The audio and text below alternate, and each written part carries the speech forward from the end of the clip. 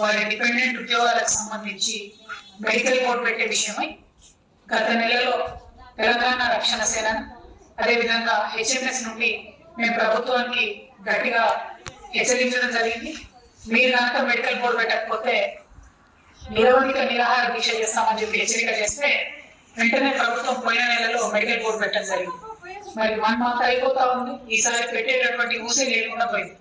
మేము ఈ మాట కూడా పోయినసారి చెప్పినాం, మీరేదో మేము అడిగినప్పుడు 1 నెల పెట్టి మళ్ళీ ప్రతి సందర్భంలో కూడా ఇబ్బంది పెట్టదు కార్మికుల్ని. పెండింగ్ ఏవైతే ఉన్నాయో 2000 మంది మెడికల్ బోర్డులో పెట్టుకొని అప్లికేషన్స్ పెట్టుకొని ఉన్నారో వాళ్ళందరినీ కూడా కంప్లీట్ గా పూర్తయ్యేంత వరకు ఎవ్రీ మంత్ ప్రతి నెల మెడికల్ బోర్డు పెట్టాలని మళ్ళీ ఒకసారి డిమాండ్ చేస్తా ఉన్నాం.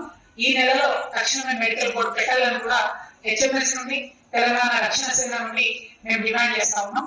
అదే విధంగా నిన్న మొన్న దాకా మనం చూసినాం, అలియాస్ పేర్లతోని ఇబ్బంది పడి ఉద్యోగాలు రాకుండా ఉన్నటువంటి యువ మిత్రులందరూ కూడా నిరాహార దీక్ష చేయడం జరిగింది.